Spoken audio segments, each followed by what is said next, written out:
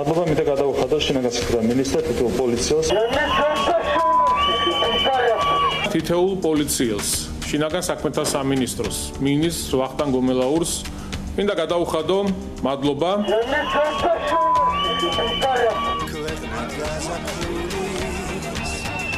რა თქმა უნდა, ხარებას ოცნების პარტიული ვერტიკალი ჯერ ხმამაღლა და კამერების თანდასწრებით არ უგინებია, თუმცა თუ კი აი ამ ახალგაზრდას და ამასაც მოდელებს ეძახის, წარმომედგენია ორხევში გდდ-ს ბაზაზე საკუთარი ლაქიებით გარშემოთხმული აი ამას რას დაუძახებს. ერთმანეთს რაც უნდა ის დაუძახონ, მე ახლა ის უფრო მაინტერესებს, დინარაძის ხელით რეჟიმა თანამდებობის პირების და საჯარო მოხელეების გინება შეურაცხყოფა, რომ დანაშაულად გამოაცხადა, ხარებას ნაგინებ დემონსტრანტებს შორის საჯარო მოხელეებიც ხომ არიან, ხარაზიშვილს დასჭიან? ხარება, რომელიც წიხლს უტყამს მოქალაქეს. ხო. მე ვერ დავინახე წიხლის და ფეხის მოქნება დავინახე. დასჭიან კი არა, თვალებს დაითხრიან, ოღონდ გაამართლონ და აშკარა დანაშაული ვერ დაინახონ. არ ვამართლებს ზედმეტად, შეიძლება დაარტყა კიდევაც. არ ვამართლებ, მაგრამ ფეხის დარტყმის მომენტი კონტაქტი დაინახეთ? არ ვამართლებო, თქვა და მე ყველაფერი გააკეთა, რომ გაემართლებინა. არა, რამე იზრით მოიქნია, რას ნიშნავს? მაჩვენეთ კონტაქტი მეთქი. მე გაჩვენებთ კონტაქტს. მზია ამაღლობელი როგორ ურთხავს პოლიციის უფროსს. საფრანგეთში ნახეთ კადრები, გერმანიაში ნახეთ კადრები, რას უშვებიან. პატარა წინააღმდეგობას ძვლებში ლეწავენ.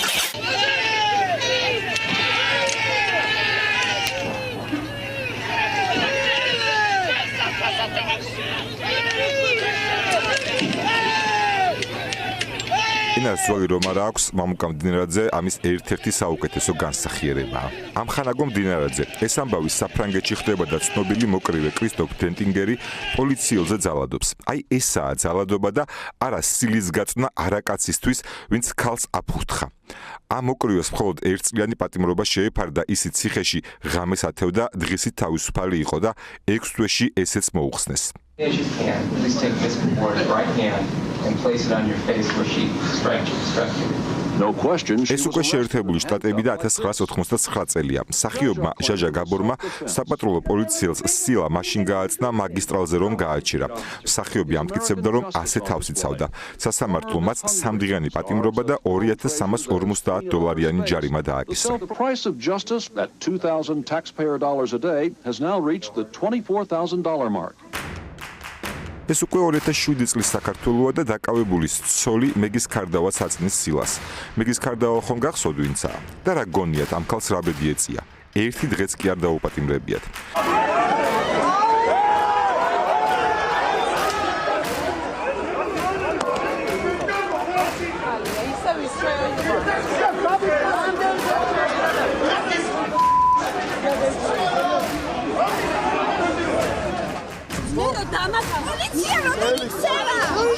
ასე რომ როცა დგებუაძე ამტკიცებს, რომ ლოყა აუწილდა და ტკივილი განიცადა და თქვენ ამის გამო მზია ამაღლობელს 4-დან 7 წლამდე პატიმრობას უპირებთ, უბრალოდ არა ადამიანები და სადისტრები ხართ. რეჟიმი დღეს კოლექტიური ხარებაა. დიქტატურებში თუ ავტორიტარულ რეჟიმებში მსგავსი ფიგურები ხშირად ხდება, რომლებიც შიშის ზარს ცემენ შიგნით თავისიანებს და დანარჩენებსაც ბუნებრივია დანარჩენ საზოგადოებას. ჟანრის ლოგიკა ისეთია, რომ ასეთი ადამიანები როგორც წესი ძალიან ცუდად ამთავრებენ. პირველი შედარება, რომელიც მომივიდა აზრად, არის გერმანიაში იყო ასეთი 30-იანი წლების გერმანიაში ასეთი ფიგურა ერნსტ რაუმი, რომელიც იყო დამფუძნებელი ჰიტლერის ყავისფერ პერანგიანთა დაჯგუფების ერთ-ერთი ყველაზე უფრო სასტიკი დაჯგუფება იყო, რომელმაც ძალიან დიდი როლი შეასრულა ბოროტი ბნელი მკვლელი ძალის აღზევებაში. ის და თავის თანამებრძოლები 1934 წელს უბრალოდ ამოხოცეს, ვინაიდან მათ გაუჩნდათ ძალიან დიდი ამბიცია. ამოხოცეს პარტიული მეტოქეებისა და ჰიტლერის ლოცვა-კურთხევით, ასე ვთქვათ. ერთმანეთთან ანგარიშწორება რომ დაწყებულია, ეგ ხომ ვიცით, შინჯიკაშვილთან ხარაზიშვილის დაპირისპირება პირველი ეტაპია. დაუშლილობა და ყველანაირი ძალადობის ახალისება აუცილებლად მიიყვანს რეჟიმს სისხლიან გარჩევებამდე. ახლა ჩვენ როცა ამაზე ვსაუბრობთ, მე არ მინდა ამ ესეთ შთაბეჭდილება დარჩეს ამისგან ვინმეს, რომ ამით თავს ვიმშვიდებთ ან ვიღაცა შევაგონებთ, რომ თქვენი ბოლო ეს არის შეუგნებელი მასა, ეს არის ბოროტი, ბნელი, გაუაზრებელი, პირდაპირ თქვა პირუტყვების მასა, რომლებიც ძალიან ხშირად არანაირ ფორმალურ კავშირშიც არ იმყოფებიან სამართალდამცავ ორგანოებთან, ბრჭყალებში სამართალდამცავებთან. ხშირად ეს არის უბრალოდ ზონდერებისგან ხელით შერჩეული სისასტიკის მიხედვით და ბრმამორჩილებით შერჩეული არსებების მასა, ხა მათთან საუბარი, მათი სინდისის ხმის გაღვიძების მცდელობა იმ თავითაურ პერსპექტივაა და ჩვენთვისაც არანაირი ნუგეში არ იქნება ის, რომ ოდესღაც მათ ის ბედი ეწევათ, რაც ეწიათ ორჯონიკიძეს, რაც ეწია ერნსტ რომს ნაცისტურ გერმანიაში და ძალიან ბევრ ჯალათს. აქ საუბარი იმაზეა, რომ რაფას გადავიხდით ჩვენ, სანამ აი ეს ბნელი ბანდები, რუსული ჯალათური დაჯგუფებები ამ ქვეყანაში აი ამ სისასტიკეს ჩადიან, რასაც ჩადიან.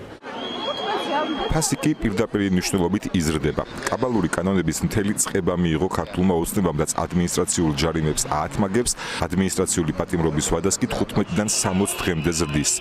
აქვე შედარებისთვის ჩინეთში 20 დღეა, ბელარუსში 25, რუსეთში კი 30. რეპრესიული კანონები შეეხება სიტყვის და გამხატვის თავისუფლებასაც. პოლიტიკური ნიშნით შუღლის გაღვივებად შეიძლება ჩაითვალოს ეს.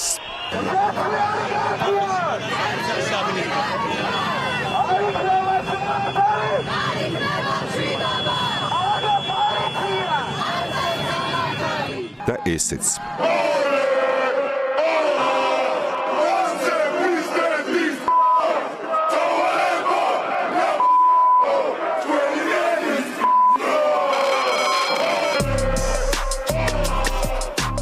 ამას გარდა რეჟიმმა გადაწყვიტა დაარეგულიროს ჟურნალისტიკა. ივანიშვილის საყვარელი ჟურნალისტიკა რომ ასავალ-დასავალია, ეს ხომ გვახსოვს? შესაბამისად გასაგებია, რა სტანდარტით სურთ და როგორ დაარეგულირებენ მედიას. მოკლედ, ივანიშვილის რეჟიმის სრულის მიდის ავტოკრატიული სპირალის ბოლოსკენ, რაც ჩაბოტნებული დიქტატურაა. 1000 სისულელეს კი იგონებენ ეს რომ შეფუთონ, თუმცა ნინო ცილოსანმა და პერიფერიულმა პროპაგანდისტმა სათქმელი პირდაპირ თქვეს. თქმა უნდა, წარმოუდგენელია. ანუ ამ გამკაცრებით, ამ კანონების ვთქვათ ცვლილებების შეტანით ფიქრობთ, რომ ეს პრევენციული ღონისძიებები იქნება, რომ არ მოხდეს ასეთი ფაქტები? უყურეთ, ეს ცვლილებები, რაც დღეს დაანონსდა, ემსახურება ძირეულ პრინციპებს, რომლითაც უნდა იმართებოდეს და უნდა ასე ვთქვათ ეწყობოდეს მართლწესრიგი ქვეყანაში. უნდა მყარდებოდეს უსაფრთხო წესები. ამიტომ აქ არაფერი ახალი არ შემოღებულა, არაფერი ახალი იმაში, რომ პოლიციელზე თავდასხმა არის დასჯადი. უბრალოდ ეს დასჯადობა საქართველოს თანამდებობის პირზეც ასევე ხო? ანუ რესტორნებში შევარდნები, გადაღებები, რუსო ზახილი, ეს უკვე დასჯადი იქნება, ანუ თუ მე ჩემმა მრჩეველმა იმისთვის ამირჩია, რომ მან დამავალა კონკრეტული პოლიტიკის გატარება და ამ ჩემი დავალების შესრულებაში, რომლის უკანაც 1,100,000-ზე მეტი ადამიანი დგას, რაღაცა პატარა აგრესიული აქტივისტების ჯგუფი თავისი მავნებლური გავლენით მე მზღუდავენ, რომ ჩემი საქმიანობა შევასრულო. ხალხი პლაკატების გამო რო დაიჭირეს, იცით? რუსთაველზე ხალხი რო აწამეს, რომელს იცით? ამ ხელა კაცი კი არა, შენ Coldplay-ის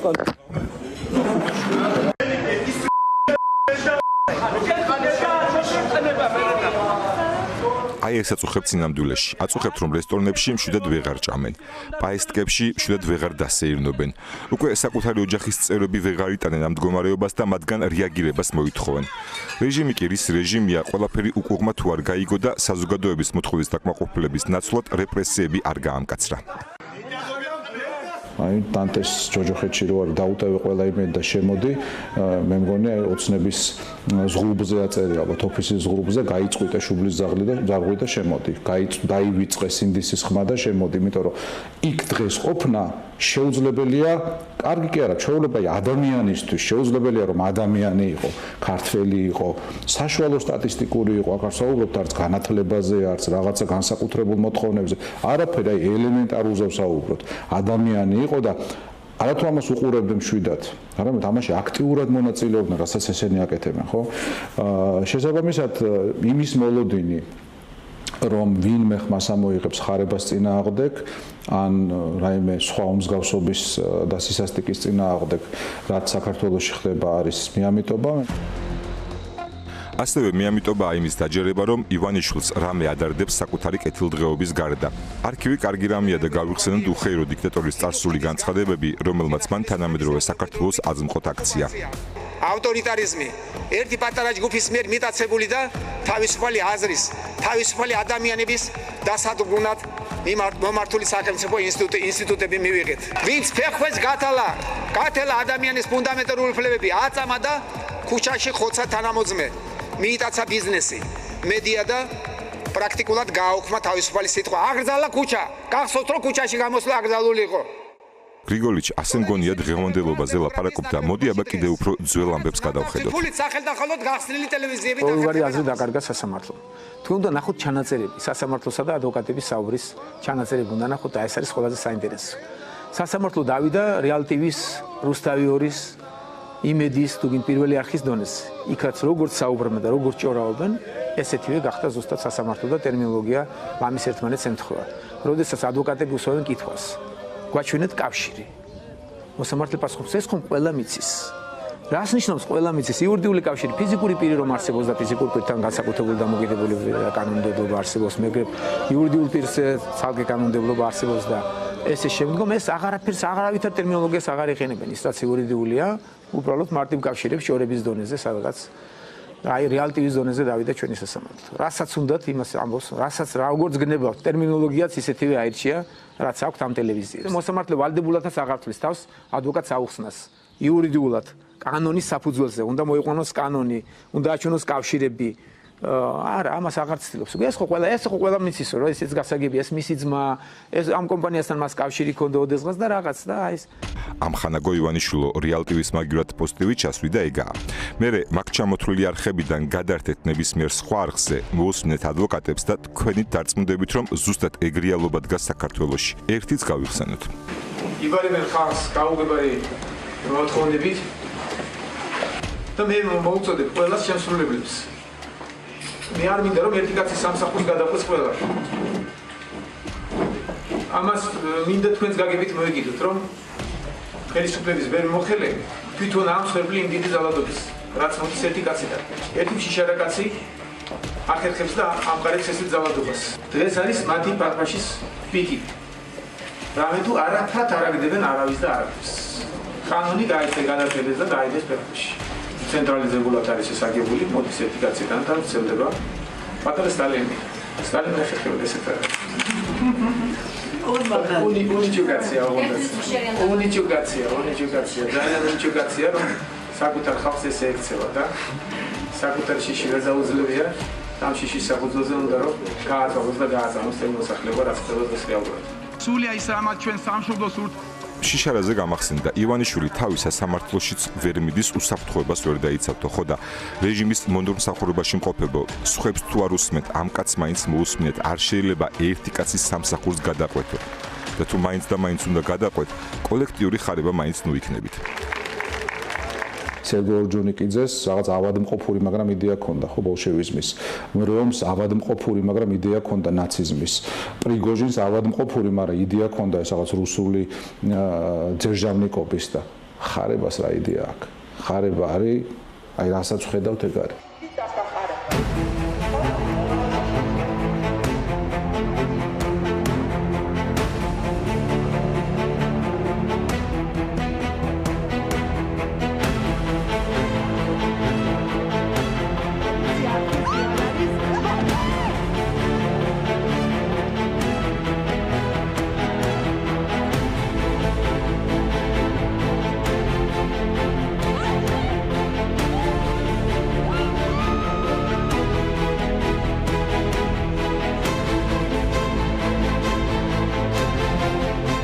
და რადგან აი ეს არის რეჟიმის სახე, უნდა გვესმოდეს, რომ საზოგადოების ყოველდღიურობა კიდევ უფრო დამძიმდება.